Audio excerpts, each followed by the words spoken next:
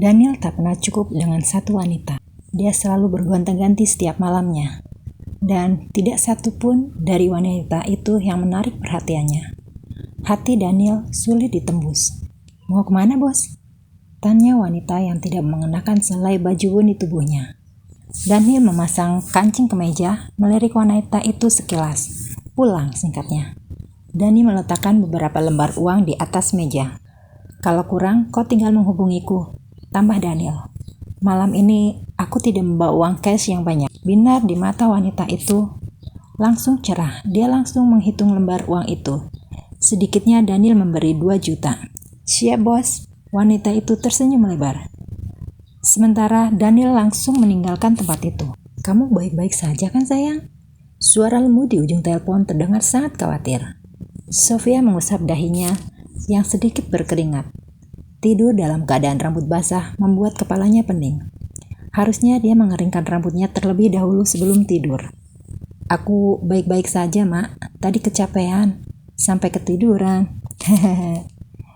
Mama kan sudah bilang, jangan bekerja, Nak. Kamu tinggal di rumah saja. Kalau bosan, tinggal jalan-jalan atau shopping." Lydia sudah menasehati hal yang sama beberapa kali, tetapi menantunya itu kekeh untuk bekerja. "Gak apa-apa, Ma. Kalau gak kerja, aku malah cepet pusing, Ma," dalih Sofia. Jika dia tidak bekerja, bagaimana bisa menghidupi dirinya sendiri? Sampai detik ini, dia tak pernah menggunakan uang Daniel. Lydia menarik nafas panjang. "Baiklah kalau gitu, tapi jangan sampai kecapean seperti itu lagi ya. Kalau Mama sampai dengar kamu kelelahan, Mama gak mau tahu, kamu harus resign."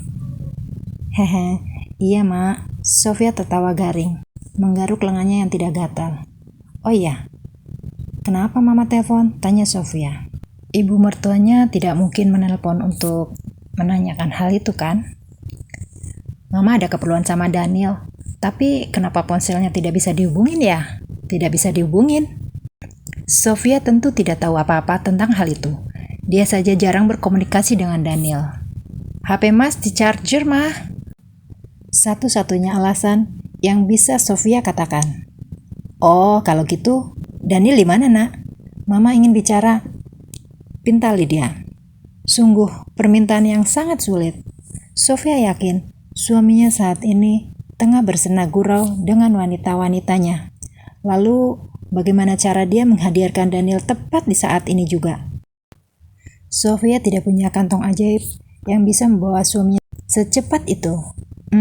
Kayaknya Mas lagi di ruang kerja, Mak," kata Sofia. Bersama dengan itu, mobil tampak masuk ke pekarangan rumah. Waktu yang tepat. Sofia langsung keluar kamar. "Sebentar ya, Ma, aku kurang kerja Mas dulu." Sofia menggenggam ponselnya, menuruni tangga dan menunggu Daniel di ruang tengah. "Klek." "Dari Mama," ucapnya dengan nada pelan. Daniel tertegun sesaat, memandang belahan dada Sofia yang cukup membuatnya terpana. "Benarkah sebesar itu?" "Halo, Ma, ada apa?" Daniel langsung memalingkan wajahnya. Untuk apa melihat milik wanita itu? Dia benar-benar bodoh. Sepertinya Daniel memang benar ada di rumah, pikir Lydia. Dia menelpon hanya untuk memastikan putranya tidak lagi keluyuran tengah malam. "Tidak ada, Nak. Mama hanya ingin bicara denganmu," ucap Lydia. Sofia mengekori langkah Daniel, berdiri di belakang suaminya itu. Entah apa yang dibicarakan oleh mertuanya. Sofia ingin ponselnya cepat kembali ke tangannya. "Iya, Ma, aku bakal menasehatinya," sahut Daniel. "Bagus kalau gitu. Lydia rasa dia sudah cukup lama bicara. Kalau gitu, beristirahatlah, Nak. Ini sudah malam." Ting! "Sofia, jangan lupa siapkan berkas untuk besok ya." "Semangat!" Pesan dari Jayden. Dahi Daniel mengernyit. Apa-apaan dengan emoji lebay itu? "Mana ponselku?" Sofia langsung menyambar ponselnya, mengecek pesan yang masuk, dan segera membalasnya. Gadis itu tampak tak peduli. Dia terus melangkah, mengetik dengan senyum tipis di wajah. Oke, aku tidak lupa." "Dan apanya yang semangat?" "Itu sudah menjadi pekerjaanku selama 3 tahun, Jayden." Seperti terlempar, perasaan Daniel sulit dijelaskan. Kesal, marah, intinya dia tidak suka dengan ekspresi Sofia saat ini. Prang! Daniel melempar ponsel Sofia hingga menjadi beberapa bagian. Sofia membelalak tak percaya. "Apa yang kau lakukan, Daniel? Itu ponselku." Sofia memunguti satu persatu bagian ponselnya yang hancur. "Apa suaminya gila? Kau menghalangi jalanku," tandas Daniel. "What? Kamu kan bisa berjalan di sisi ini." Tangan Sofia menunjuk sisi sebelahnya. "Atau di sisi yang sini. Jalan di sini sangat luas. Kurasa tubuhku tidak mungkin menghalangi." Daniel menatap datar, tidak peduli. "Kenapa kau mempermasalahkan hal sekecil ini? Kau tinggal beli ponsel baru dan beres." "Ponsel baru katamu?" Nada Sofia meninggi. Jika dia punya uang cukup, Sofia tentu tidak mempermasalahkan ponselnya itu. Tetapi saat ini Sofia belum gajian, dan ponselnya itu sangat penting, mengingat orang-orang menghubunginya lewat ponsel itu. "Pakai ATM yang kau kembalikan itu, dan kau bisa membeli ponsel yang keluaran terbaru. Ponsel yang lebih bagus ketimbang ponsel kentangmu itu," ledek Daniel. Sudah merusak barang penting Sofia, sekarang Daniel juga menghinanya. Pria itu tidak tahu diri, plus tidak punya hati. "Sudah gue bilang, aku tidak akan pernah memakai uangmu. Kalau kamu tidak mau menggantinya, aku bisa menunggu gajianku keluar. Baru aku beli ponsel." Sofia berjalan melewati Daniel. "Dan gak apa-apa ponsel kentang, yang penting bisa dipakai," tandasnya. Sofia kembali ke kamarnya, menutup pintu dan menguncinya.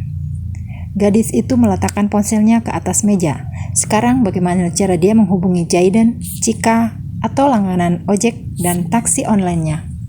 Sofia harus menemukan cara untuk mengatasi permasalahannya itu lebih dulu.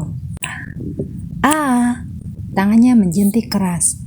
"Bukannya aku masih ada satu ponsel? Ponsel jadul, bukan Android, jadi tidak ada aplikasi chat atau media sosial lainnya." Sofia membelinya karena iseng, dan ternyata keisengannya malah berguna. Sofia segera menurunkan koper di atas lemari. Seingatnya, dia membawa ponsel itu bersamanya. Membongkar isi koper yang dipenuhi baju lama, aksesoris, dan beberapa buku lama. Sofia suka mengoleksi barang-barang lama dan membawanya kemanapun dia pergi. Ketemu. Sofia menatap ponsel kecil dan nama buah favoritnya, Strawberry. Yap, ponsel itu merek Strawberry. Daniel berhenti sebentar di ruang kerjanya, mengecek beberapa dokumen dan membubuhi tanda tangan pada 2 dokumen. "Kenapa Anda melakukannya, Tuan?" Hendra melontarkan tanya. Sofia tidak melakukan kesalahan. Kenapa Daniel malah menghancurkan ponsel gadis itu? Daniel membalikkan badannya, menatap Hendra datar. Kenapa Daniel melakukannya? Tentu saja, karena dia tidak suka melihat wajah Sofia, tidak suka dengan ekspresi senang Sofia. "Dia mengganggu jalanku," ketus Daniel. Alasan yang tidak masuk akal. Untuk pertama kali, tuannya marah karena sesuatu yang tidak bisa diterima oleh logika manusia. Hanya karena mengganggu jalan. Padahal Hendra tahu jelas bahwa nonanya tidak menghalangi jalan Daniel. Benarkah hanya demikian? Tidak ada alasan lain? Selidik Hendra. Bola mata Sofia hampir mencelos dari tempatnya. Setelah membaca surat perjanjian kedua, buntut dari Daniel yang setuju bekerja sama dengan perusahaannya. "Ini tidak lucu, Mas." Tangan Sofia bergetar, dan mungkin Daniel tidak bisa melihatnya. "Apa maksud perjanjian ini?"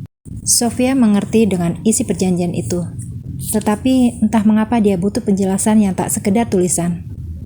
"Seperti yang kamu baca," ucap Daniel sengit.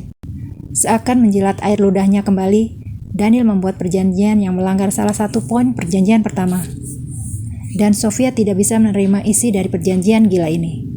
"Aku tidak mau." Sofia melempar berkas dengan kasar. "Aku tidak setuju." Pagi-pagi Daniel sudah mempermainkan emosinya. Apa pria ini benar-benar waras? Semalam dia sudah menghancurkan ponselnya. Sekarang menamparnya dengan perjanjian yang membuat Sofia jijik. Sofia memutar kakinya, melangkah 1 langkah, dan ucapan dari mulut Daniel menghentikannya. "Kalau kamu tidak mau, aku tidak memaksa. Lagi pula, bukan aku yang butuh. Aku bisa memutus kontrak kerjasama itu dengan mudah. Dan aku tidak peduli pada apa yang akan terjadi nanti," ucap Daniel dengan santai, tetapi terdengar seperti sebuah ancaman. Tangan Sofia meremas, giginya bergemeretak emosi. Apa dia harus setuju? Apa dia harus merelakan tubuhnya disentuh? Tidak. Sofia menggeleng kencang. Dia tidak ingin hal itu terjadi. Sebagai wanita, dia diajarkan untuk menjaga harga diri. Tapi tunggu dulu, bukankah dia sudah tidak memilikinya? Mahkota yang dia jaga selama ini sudah diambil paksa oleh pria gila di kursi itu. Daniel menautkan jemarinya. Dia yakin Sofia akan berbalik arah. Tidak akan sulit, kita sudah pernah melakukannya. Lalu, kenapa kamu begitu marah jika ada malam kedua, ketiga, dan seterusnya? Lontar Daniel seolah di matanya wanita tidak memiliki harga. Dan bukankah kamu juga menginginkan anak? Aku bisa melakukannya tanpa pengaman. Diamlah, Sofia memotong. Pilihan yang sangat sulit. Apa yang harus dia pilih? Perusahaan atau harga diri yang sebenarnya sudah tidak ada? Sofia memutar kepalanya menatap pria yang memberikan mimik kemenangan. Seakan-akan dialah yang merajai semesta. Bagaimana? Jangan membuatnya sulit, Sofia. Kalau kamu tidak suka bermain kasar, aku bisa bermain dengan lembut. Sofia menggigit bibir bawahnya. Aku akan memikirkannya. Sejak masuk ke kantor sampai dengan pukul 10 siang, mood Sofia sangat buruk. Sangat buruk hingga dia bisa mengumpat tanpa ada sebab. Shit, umpatnya yang kesekian kali. Gadis itu menidurkan wajahnya pada meja. Sama sekali tidak bersemangat. Kenapa dia bisa berurusan dengan pria seperti Daniel? Apa ini karma? Tidak. Sofia rasa dia tidak pernah melakukan hal kejam pada seorang. Sampai orang itu mengutuknya dengan kesialan seperti ini. Ada apa, Sofia? Semua baik-baik saja kan? Cika menyentuh pelan pundak sahabatnya itu. Bayangan wanita kemarin terlintas. Sebagai sahabat juga sebagai wanita, Cika berusaha mengendalikan diri. Meski berpura-pura, itu sangat sulit. Sofia menongak dengan tatapan melas. Ya, semua baik-baik saja. Setidaknya untuk saat ini Sofia belum memberikan jawaban pada suaminya itu. Cika menarik kursinya, kemudian mengambil posisi duduk di sebelah Sofia.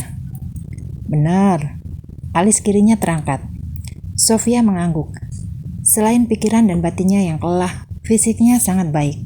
Baguslah kalau gitu. Kalau ada apa-apa, jangan segan bercerita ya, pinta Cika. Ada yang berbeda. Sofia bisa merasakan perubahan pada diri sahabatnya.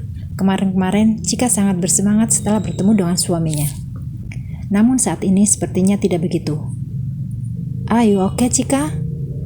Tanya Sofia. Dia malah sempat mengkhawatirkan orang lain ketimbang dirinya sendiri. Cika menatap Sofia lebih lama dari biasanya. Yeah, I think. Memutuskan kembali pada tempat kerjanya, Cika mengetik, mengalihkan pandangannya dari Sofia. Sofia, Pak Jaiden manggilmu. Karyawan perempuan memberitahu. Sofia berdiri. Oh, baiklah. Sofia merapikan blazer hitam yang dipakainya. Mengguyar rambut panjangnya dengan cepat. Gimana? Gak ada yang aneh kan sama penampilanku? Cika mengangguk, mengacungkan jempol serta mengunjungkan senyum. Perfect, honey. Setelahnya, Sofia buru-buru melangkah ke ruangan Jaiden. Tidak biasanya, pria itu menyuruh orang lain untuk memanggilnya seperti ini. Biasanya pun, kalau ada perlu, Jaiden sendirilah yang akan menghampirinya. Sofia mengetuk pintu.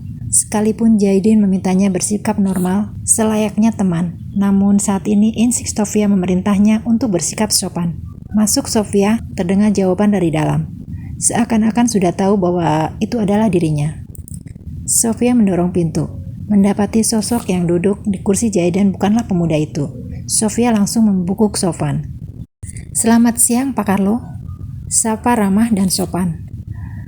Kepala Sofia menoleh pada pria yang berdiri di samping Carlo. Yap, pria itu Jaiden. Dia menaikkan alisnya, menyunggingkan senyum yang tidak dimengerti oleh Sofia. Ada apa ini? Sofia merasa bahwa ada hal yang sangat baik yang akan disampaikan oleh keduanya. Silakan duduk, Sofia, titah Jaiden.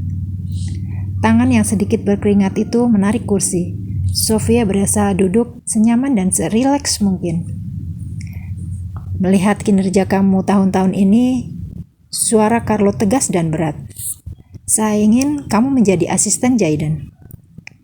Dak-dik-duk-dor, jantung Sofia berdetak pelan, sedang cepat lantas meledak. Sofia tak menyangka dia dipanggil untuk kenaikan jabatan. Namun sungguh, Sofia merasa bahwa hal itu tidak perlu. Asisten Jayden. Jabatan itu terlalu tinggi untuk Sofia. Tentu dia tidak bisa menerimanya, mengingat kemampuan Sofia pun tidak cukup untuk menduduki jabatan itu. Tapi maaf sebelumnya, Pak Carlo, saya merasa jabatan itu tidak pantas untuk saya. Tolak Sofia halus. Pantas atau tidaknya itu tidak bisa ditentukan oleh pendapat dirimu sendiri saja, Sofia. Saya telah mengawasimu selama 3 tahun bekerja. Dan saya lihat kamu memang layak dengan posisi itu, tambah Carlo. Ditambah dengan status Sofia cukup beresiko bagi Carlo jika Sofia terus menjadi karyawan biasa.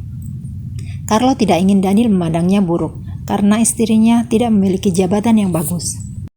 Tidak, Sofia, kamu pantas menerimanya dan kamu tidak perlu khawatir, kan ada aku. Akulah yang akan menjadi pembimbingmu sampai kamu paham dengan pekerjaanmu. Bagaimana? Usul Jayden. Ayolah Sofia, kesempatan tidak akan datang 2 kali. Jayden mendesak. Sofia hening beberapa saat. Jika dia naik jabatan itu artinya gajinya juga naik. Tak hanya itu, dengan posisinya yang sekarang, Daniel mungkin tidak akan merendahkannya. Keluarganya juga tidak akan meremehkannya lagi. Kesempatan emas. Baiklah kalau Pak Carlo berpikir demikian, saya akan berusaha untuk tidak mengecewakan keyakinan Bapak dan perusahaan ini. What? Cika membelalakan mata mendengar Sofia naik jabatan. Jadi, tiap hari kamu ketemu Pak Jayden dong? Gak adil, protesnya. Sofia membereskan dokumen-dokumen di atas mejanya. Sebenarnya dia lebih suka dengan pekerjaan lamanya, tetapi jabatan baru itu cukup menggiurkan. Tenang aja, bukannya kalau aku kerja jadi asisten Pak Jayden, kamu bisa sering-sering menemuinya. Alis Sofia terangkat genit. Cika memungkam. Kamu betul. Bersama dengan itu, ponsel jadul Sofia berdering. Suara yang tak asing membuat Cika mengernyit. Ponsel siapa itu? Sofia berdiri dari tempat duduknya, menekan tombol hijau. Apa kamu sudah memutuskannya? Suara di balik telepon terdengar tak sabar.